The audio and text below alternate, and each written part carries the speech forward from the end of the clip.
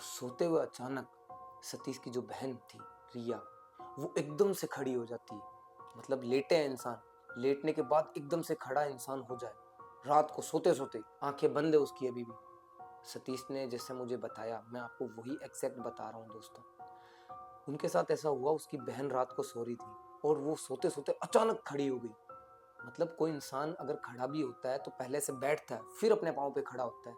But Satish ने मुझे ये बताया दोस्तों कि उसकी बहन रात को सोते सोते एकदम से अपने पाँव पे खड़ी हो गई, और खड़ी होने के बाद में उसने जोर से चिल्लाना शुरू कर दिया पूरे घर में, और उसकी आंखें अभी भी बंद थी।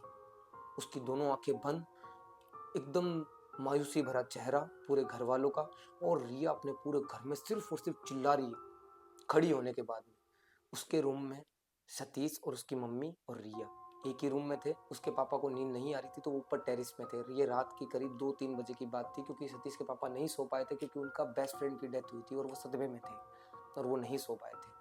बट जैसे ही उसकी रिया की आवाज़ सुनी, वो फौरन भाग के नीचे वाले रूम में आई और देखा रिया अपने बेड के ऊपर खड़ी है और जोर से चिल्ला रही है बिना किसी कारण के। सतीश की मम्मी और सतीश बुरी तरह से डरे हुए हैं कि इसको क्या हो गया। वो दोनों बेड से उतर के साइड में जा चुके थे और रिया बहुत जोर जोर से चिल्ला रही थी। जैसे ही उसके पापा आए, रिया के पापा, उन्होंने आके पहले तो रिया को जोर से पकड़ा, पकड़ के उसको बेड के ऊपर बिठाया, बिठाने के बाद उसको लिटाया। पर दोस्तों आप मानोगे नहीं, उसने अपने पापा को, यानी कि रिया ने अपने ही पापा को एक हाथ से ऐसे धक्का दिया जैसे कोई मानो उनको 10 आदमियों ने मिल के धक्का दिया हो। वो वहां से बेड से उछल के सामने वाली दीवार के ऊपर जाके गिरे और वो फिर से वापस खड़ी होकर चिल्लाने लग गई। इस बीच उस चिल्लाहट की आवाज़ सुन के आस पड़ोस के लोग उनके घर पे आए, देखा कि रिया को क्या हो गया है, रिया ऐसे क्यों कर रही है। उसके घर वाले सब रो रहे हैं। उसके पापा मतलब सामने वाली दीवार में टकराए थे तो उनके भी चोट लग गई थी बहुत ज़्यादा। तो वो मतलब ऐसी हालत में नहीं थे कि वो अकेले पकड़ सके। तो आस पड़ोस वाले लोग आए। इस बात को हुए 5 से 10 मिनट हो चुके थे। 5 से 10 मिनट में लोग भी आ जाते हैं। लोग घर पे आए, देखा रिया चिल्ला रही है। तो रिया को सारों ने मिलके, किसी ने दो लोगों ने हाथ पकड़ा, दो लोगों ने पाँव पकड़े, दो लोगों ने दूसरा हाथ पकड़ा, ऐसे पकड़ के उसको, रिया को वापस लेटाया। लेटाने के बाद में उसके पापा को ख्याल आया कि हो ना हो ये वही हुआ है जो मौलाना साहब ने मना किया था कि डेथ वाले घर में। उनका दिमाग उस रात को चला था कि हाँ, हम डेथ वाले घर में गए थे और उसके बाद मौलाना हमें वार्न किया था, मौलाना ने वार्न किया था कि उसके बाद जो होगा वो मैं आपको नहीं बता सकता, वो मैं खुद नहीं जानता कि क्या होगा। तो ये हो ना हो ये वही घटना होनी शुरू हो चुकी है। तब रिया के घर वालों, सतीश के घर वालों ने रिया को लिटाया, पर वो फिर भी चिल्ला रही थी। लोगों ने, 6 इंसानों ने एक 12 साल की बच्ची को पकड़ रखा है लिटाने के लिए, और वो उनसे नहीं काबू हो पा रही है। मान के देखो दोस्तों, 12-13 साल की लड़की और उसमें इतनी ताकत के 6 लोग उसको संभाल नहीं पा रहे। उसके घर वालों ने फिर वो जो ताबीज़ था, जो कि एक्सपायर हो चुका था, वो उसके गले में था दोस्तों अभी भी, पर वो एक्सपायर हो गया, वो किसी काम का नहीं था। फिर रात को ही सतीश के पापा ने मेरे पापा को फ़ोन किया कि ऐसी-ऐसी बात हो गई है। तो मेरे पापा भी वहाँ पे उस जगह पे पहुँचे उसी टाइम पे रात को। हम तो छोटे थे तो हम तो नहीं जा पाए, पर मेरे पापा गए थे वहाँ पे। मेरे पापा ने देखा वो ऐसी घटना हो रखी है। फिर मेरे पापा ने बोला कि जिस मौलाना को आपने बुलाया था उसी को दोबारा बुलाइए और उनको बोलिए बहुत इमरजेंसी, अभी कभी आइए, मैं खुद लेने आता हूँ उनको। आप उनको बोलिए मैं आता हूँ आपको लेने के लिए। फिर उसके पापा ने, सतीश के पापा ने उस मौलाना साहब को फ़ोन किया। फ़ोन करने के बाद उनको ऐसी घटना बताई। 1-2 बार तो उतनी रात को, रात के 2 ढाई बजे उन्होंने फ़ोन नहीं उठाया। फिर उन्होंने सोचा मौलाना जी ने कि नहीं, कोई इमरजेंसी केस हो सकता है। इसके लिए उन्होंने फ़ोन उठाया। फ़ोन उठाते, सतीश के पापा ने फ़ोन उठाते ही बोला कि प्लीज़ आप मेरे घर पे आ जाइए, मेरी जो बेटी है वो बेकाबू हो चुकी है और वो नहीं सँभल रही, वो अपनी आँखें नहीं खोल रही, वो सिर्फ़ चिल्ला रही है और हम 6 लोगों ने पकड़ रखा है, 6-7 लोगों ने पकड़ रखा है और वो हमसे काबू में नहीं आ पा रही है। आप प्लीज़ आ जाइए, मैं आपको लेने के लिए भेज देता हूँ किसी को। तो मौलाना साहब ने भी इस जो सिचुएशन थी उसको, सिचुएशन को देखा और इस बीच उन्होंने जाना ही सही समझा कि नहीं, उनको जाना चाहिए। और वो बिना सोचे समझे मौलाना साहब तैयार हुए, उनके लिए गाड़ी भेजी गई। गाड़ी में मौलाना साहब आए।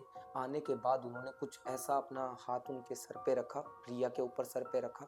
सर पे रखने के बाद कुछ पढ़ा। पढ़ते के साथ ही रिया एकदम खामोश और नींद में। आप मानोगे नहीं, जो लड़की चिल्ला रही है, 6-7 लोग उसे पकड़ के बैठे हैं और सडनली उसके सर पे एक हाथ रखते हैं। हाथ रखने के बाद कुछ पढ़ के उसके ऊपर सिर्फ एक फूंक मारते हैं। रिया का चिल्लाना बंद और रिया नींद में।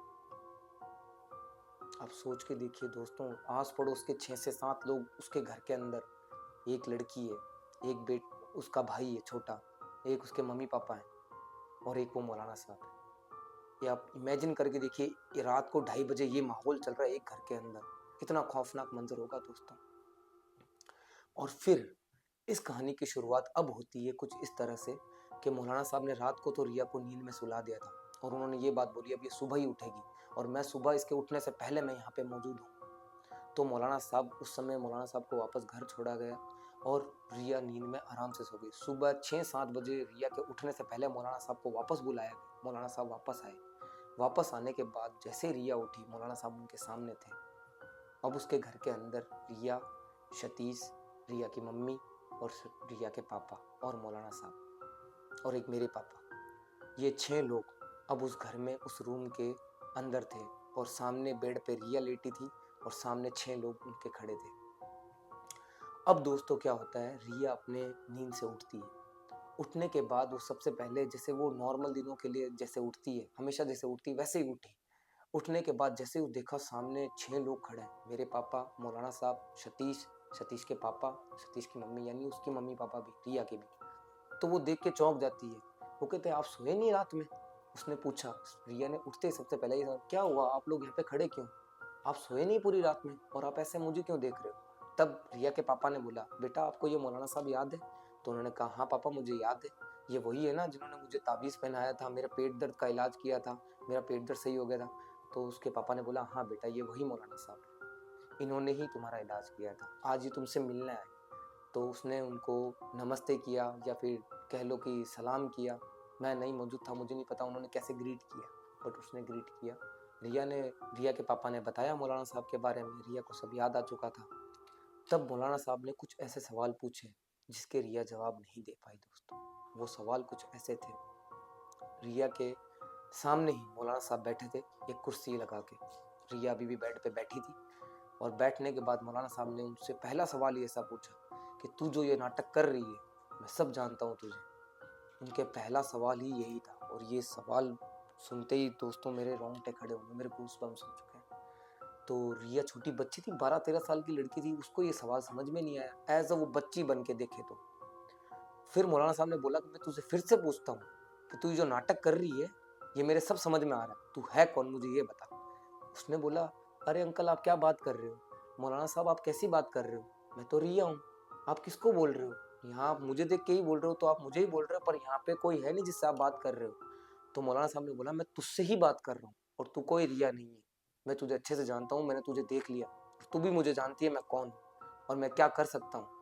तूने मेरा ऑरा भी देख, उनके भाषा में कुछ होगा, मतलब उनका कहने का मतलब था कि तूने मेरा ऑरा देख लिया होगा मेरा क्या है। तब रिया ऐसा प्रिटेंड करी अपने मम्मी पापा को कि पापा मम्मी ये पता नहीं मुझसे कैसे सवाल पूछ रहे हैं, मैं तो रिया हूँ। वो इस तरह से बिहेव करने लग गई थी। बट मौलाना साहब ने बोला कि तू ऐसे नहीं मानेगी, तू नहीं बताएगी तू कौन है। तो रिया ने बोला, मम्मी पापा ये कैसी बात कर रहे हो, मुझे क्यों डांट रहे हैं, मैंने तो कुछ किया ही नहीं है। उसके मम्मी पापा कुछ नहीं बोले, वो वहाँ पे चुप रहे क्योंकि मौलाना साहब ने उन्हें बोला था कि जो मैं बोलूँगा बस आप चुप रहोगे और सब देखते रहोगे, उसकी बातों पे यकीन नहीं करोगे, जो मैं कर रहा हूँ मुझे करने दोगे। तो ये बात पे एग्री हो रखे थे, तो उसके मम्मी पापा कुछ नहीं बोले। तो रिया रोने लगी कि मम्मी पापा ये क्या बोल रहे हैं, ये मुझे डांट क्यों रहे हैं, मैं तो सुबह उठी तो हूँ, मैं तो जल्दी भी उठ गई, जो भी कॉमन क्वेश्चन होता है, मैं तो जल्दी उठ गई, मुझे क्यों बोल रहे हैं ऐसे वैसे, क्योंकि वो बच्ची प्रिटेंड कर रही थी खुद को। फिर मौलाना साहब ने अपना एक पानी निकाला जो कि दम किया हुआ, कहते हैं कि कोई दम किया हुआ पानी होता है, वो पानी निकाला और वो पानी निकालने के बाद में अपने हाथ पे डाला, रिया के पास गए। रिया के पास जाने के बाद बोला, रिया अच्छा तुम रिया हो तो दो अपना हाथ दो। उसने बेखौफ होकर मौलाना साहब को अपना हाथ दिया। मौलाना साहब ने उसका हाथ पूरा नहीं पकड़ा, सिर्फ ये जो छोटी वाली उंगली होती है दोस्त, ये उस मौलाना साहब ने उसकी छोटी वाली ऐसे उंगली पकड़ ली। उंगली पकड़ने के बाद में जो पानी था वो पानी उसके सर के ऊपर डाल दिया ऐसे करके। और सर पे डालने के बाद में दोस्तों 13-14 साल की बच्ची के मुंह से ऐसी आवाजें बाहर निकलने लगी जो कि इतनी खौफनाक थी, जो सुन के मैं आपको क्या बताऊं। 13-14 साल की बच्ची के मुंह से ऐसी आवाजें सुनने को मिली और वो इतनी खौफनाक थी कि कोई भी आम इंसान उसको देख के दहशत में आ जाए। और उसके बाद में उसका इतना जोर से चिल्लाना हुआ, मौलाना साहब ने उसकी छोटी वाली उंगली पकड़ी और उसको धीरे से मोड़ा। पर वो मोड़ धीरे से रहे थे, पर पेन उसको अंदर, जो रिया के अंदर कोई एंटिटी थी उसको हो रहा था। ये बात तब तक घर वाले समझ चुके थे कि रिया के अंदर कोई एंटिटी है दोस्तों, और वो एंटिटी ढोंग कर रही, एक ढोंग रचा रही। और वो भटकाने की कोशिश कर रही है। जैसे ही मौलाना साहब ने उंगली पकड़ी, पानी डाला, दम किया हुआ, जैसे ही वो अपने असली रूप में सामने आ गई। और उसने असली रूप में सामने आने के बाद में जो तबाही मचाई अपने घर पे, वो आप सुन के हैरान हो जाओगे। पहले तो उसने मौलाना की जो दाढ़ी होती है, उसके बाल होते हैं, दूसरे हाथ से उसको नोचना स्टार्ट किया। जैसे उसने स्टार्ट किया, मौलाना साहब ने जो अपनी पकड़ थी और मजबूत करी, उसकी उंगली और जोर से मुड़ी, उसने हाथ वाथ छोड़ दी, हाथ वाथ जो भी थे छोड़ दिए। फिर जो पास में कुशन थे, तकिए थे, कुछ गिफ्ट वगैरह कुछ रखे हुए थे, बेड के आसपास रखते हैं, वो सब फेंकना शुरू कर दिया, चिल्लाना शुरू कर दिया, अपने बाल खोल के ऐसे ऐसे। 13-14 साल की बच्ची से आप क्या एक्सपेक्ट करते हो? वो ऐसा सब कुछ नहीं, उसका दिमाग नहीं चलता ये सब करने के लिए। बट दोस्तों वो ये सब कर रही, उसके घर वाले देख के पूरी तरह से आश्चर्य में चले गए थे।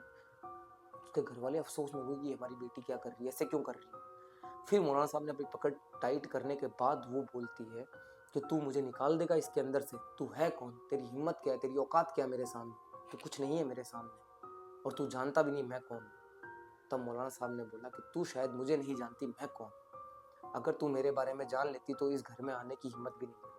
अब ने अपनी पकड़ मजबूत की, मजबूत करने के बाद में उसको भी दर्द महसूस हुआ, यानी उस एंटिटी को दर्द महसूस हो रहा था, क्योंकि उन्होंने जो पढ़ा था उससे रिया को कुछ नहीं, बस उस एंटिटी को दर्द और हार्म पहुंचने वाला था दोस्तों।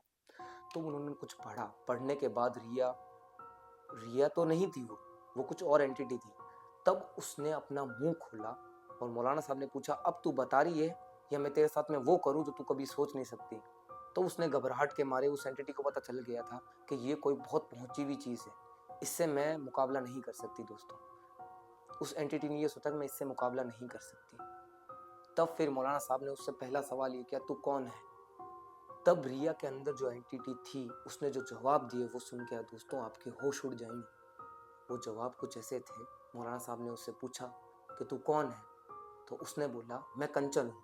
उसने पहला वर्ड ये बोला, मैं कंचन हूँ, गुस्से में आके कि मैं कंचन हूँ। तो मौलाना साहब ने पूछा कौन कंचन।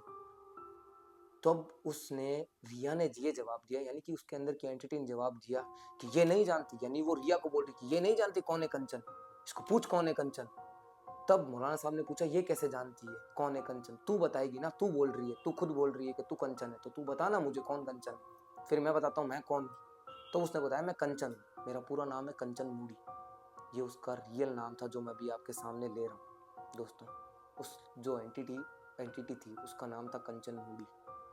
अब वो कौन थी, ये मौलाना साहब का अगला क्वेश्चन था। मौलाना साहब ने बोला तू आई कहाँ से और क्यों इसके अंदर है। तब उसने जवाब दिया कि मैं कहीं और से नहीं आई हूँ, मैं रिया की बेस्ट फ्रेंड हूँ और मैं इसके साथ ही पढ़ा करती थी, मैं इसके साथ ही पढ़ती हूँ और मैं इसी की एज की हूँ। तो मौलाना साहब ये सुन के और उसके घर वाले सुन के अफसोस में हो गए कि ये ऐसा कैसे हो सकता है, ये कौन सी बेस्ट फ्रेंड आ गई जो इसके बारे में हमें नहीं पता। फिर उसने पूरी बात, मौलाना साहब ने बोला मुझसे ये पहेलियां मत पूछा, जो बात है सच सच बता। तब कंचन जो उसके अंदर एंटिटी थी उसने अपना सही बायोडाटा दिया, अपना पूरी जानकारी दी कि मेरा नाम कंचन है और मैं रिया की दोस्त हूँ जो उसके साथ स्कूल में पढ़ा करती थी। तो मौलाना साहब ने पूछा तू पढ़ा करती थी तो तू मर कैसे गई और इसके अंदर कैसे, क्या हुआ तेरे साथ में। तब उसने जवाब दिया कि मैं इसके साथ ही पढ़ा करती थी और हम अच्छे दोस्त हुआ करते थे, स्कूल फ्रेंड, बेस्ट फ्रेंड हम कह लें या कुछ भी कह लें, हम स्कूल फ्रेंड थे। और उसने ये बताया कि एक दिन रिया और मैं स्कूल से छुट्टी होने के बाद घर आ रहे थे। रिया तो अपनी गली में जा चुकी थी, घर तक मतलब रास्ते में आए, आगे आने के बाद में कंचन का घर आउटर एरिया में, रिया का घर थोड़ा और आउटर एरिया में, दोनों की दिशाएं अलग अलग हो जाती है। वहां तक रिया और कंचन साथ में आए। साथ में आने के बाद में रिया अपने रास्ते चली गई, कंचन अपने रास्ते चली गई। और स्कूल भी कोई ज़्यादा दूर नहीं हुआ करता था, बच्चे थे अपने आप पास की स्कूल से आया करते, बट मीन्स मान के चलो 1 किलोमीटर के अंदर अंदर स्कूल हुआ करती थी। 12-13 साल के बच्चे इतनी दूर अपने मोहल्ले गली मोहल्ले की स्कूल से आ जा सकते हैं। पर जिस जगह से कंचन जाया करती थी, उसने बताया कि जिस जगह से मैं आई हूँ वो रास्ता थोड़ा जंगली और खोड़ इलाका हुआ करता था, मतलब बंजर इलाका हुआ करता था। उस बीच क्या हुआ, उसके चलते हुए किसी सांप की पूंछ के ऊपर उसका पाँव आया। पाँव आने के बाद सांप ने उसको डस लिया था और डसने के कारण वो वहीं पे कुछ, मतलब डसने के बाद वो अपने घर जा पाई या नहीं पाई, ये जो भी बात है वो कंचन खुद बता रही है, ये मैं आप लोगों को बता रहा हूँ। उसने मौलाना साहब को ये सब बातें बोली थी कि मैं अपने घर जा रही थी, रिया अपने घर जा चुकी थी, मैं अपने घर जा रही थी, मुझे रास्ते में जाते हुए मेरा पाँव एक सांप की पूंछ पे, जहरीले सांप की पूंछ पे रखा गया अनजाने में, और उस सांप ने मुझे काट लिया सडनली, घुटने से थोड़ा सा नीचे काट लिया था, जिसके कारण मुझे बहुत दर्द हुआ और मैं डर भी गई थी। मैं भागी भागी अपने घर के रास्ते पे गई, पर मैं अपने घर नहीं पहुंच पाई। इसी बीच रास्ते में मुझे चक्कर आने लगे, उल्टी आने लगी और मैं वहीं बेहोश हो गई और मेरी मौत वहीं पे हो गई रास्ते के बीच में। और दोस्तों वहाँ पे और भी कोई नहीं था।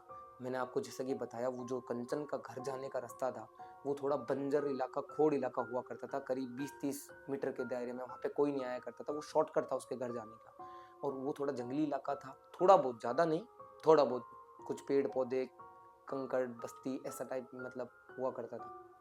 तो उस बीच वहाँ पे उसको सांप ने काटा और थोड़ा आगे जाते उसने बताया कि मुझे सांप ने काटा और मेरी थोड़ी टाइम बाद में ही उल्टी आई और मैं बेहोश होकर मेरी मृत्यु वहीं पे हो चुकी थी। कुछ टाइम बाद में उसने बताया कि आसपास के लोगों ने मुझे देखा। मुझे देखने के बाद में मेरे घर तक मेरा शव पहुंचाया गया और तब तक कंचन बता रही है मैं अपने शव को मरा हुआ पड़ा देख रही हूँ और मैं उसके पास ही मैं खड़ी हूँ, खुद को देख रही हूँ। तब उसने ये बताया कि मैं अपने शरीर को देख पा रही हूँ, महसूस कर पा रही हूँ, बट वो हिल नहीं रही, मैं खड़ी हूँ बाहर, यानी कि कंचन की मौत हो चुकी है। फिर कंचन ने बोला, कुछ टाइम बाद में लोग आए, मेरे शरीर को उठा के घर ले गए, मेरा अंतिम संस्कार हुआ, पर मुझे मुक्ति नहीं मिली दोस्तों।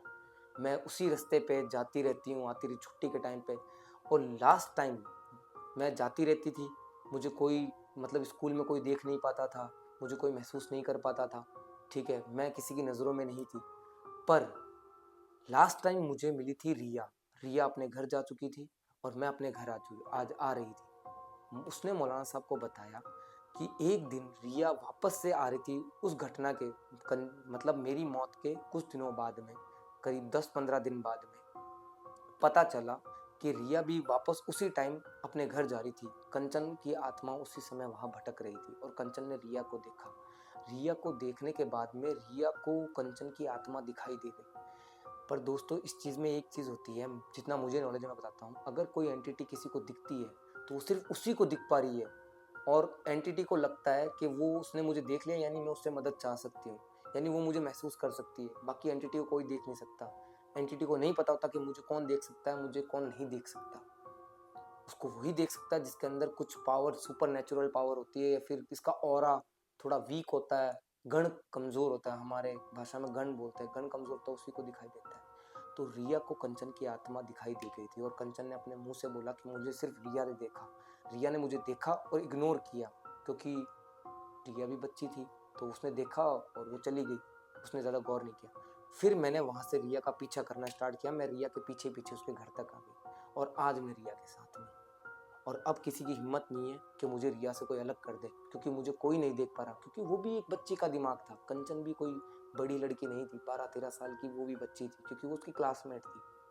उसको ऐसा लगा कि मुझे मेरे मम्मी पापा भी नहीं देख पा रहे, मुझे कोई नहीं देख पा रहा, मुझे सिर्फ रिया देख पा रही है और रिया के थ्रू मैं सबको महसूस कर पा रही हूँ, तो मैं रिया से छोड़ के नहीं जाऊँगी, रिया को छोड़ के नहीं जाऊँगी। तब मौलाना साहब ने सुनी ये कहानी कंचन की, तो उनको भी बड़ा अफसोस हुआ कि एक 12-13 साल की बच्ची की इस तरह से मौत हो जाने पे उनको भी अफसोस हुआ और बहुत बुरा भी लगा कि उसकी मौत ऐसे हो गई। पर रिया के साथ जो वो कंचन कर रही थी वो भी कहीं ना कहीं सही नहीं था दोस्तों, वो भी गलत था। तब उसके मम्मी पापा को भी ये डर था कि अब ये तो उसके साथ रहेगी। तब मौलाना साहब ने कुछ अपना क्रियाएं की, कुछ ऐसा मंत्र पढ़ा या कुछ पढ़ा ऐसा, उसके ऊपर फूंक मारी, जिससे कि रिया एक बार सही हो गई और फिर से एक नया ताबीज़ दी। और नया ताबीज़ देने के बाद में रिया नॉर्मल हो चुकी थी और कंचन उससे एक बार के लिए दूर हो गई। पर मौलाना साहब ने उनको बोला कि मैंने उसके बस शरीर से निकाला है, मतलब रिया के शरीर से कंचन को निकाला है, बट जो कंचन है वो आज भी इसके चारों तरफ घूमती रहती है। मौलाना साहब ने ये बात ज़रूर उनको दोबारा से फिर याद दिलाई कि अगर ये ताबीज़ इसके गले से इस बार उतरा तो अब मैं भी नहीं जानता कब क्या होगा इसके साथ में। ये बात याद दिलाने के बाद में रिया और सतीश के घर वाले एकदम चौकन्ने रहे और वह आज तक उस ताबीज़ का ध्यान रखते हैं। और इसके अलावा मौलाना साहब ने एक अल्टरनेट ताबीज़ भी उनको दे के गए थे और ये बोल के गए, अगर इन केस तुमसे ये गलती दोबारा हो भी जाती है तो ये ताबीज़ तुम्हारे काम आएगा। वो ताबीज़ उन्होंने आज तक अपने घर पे रख रखा है। आज इस बात को इतने साल हो चुके हैं, वह ताबीज़ आज भी उनके घर पे है।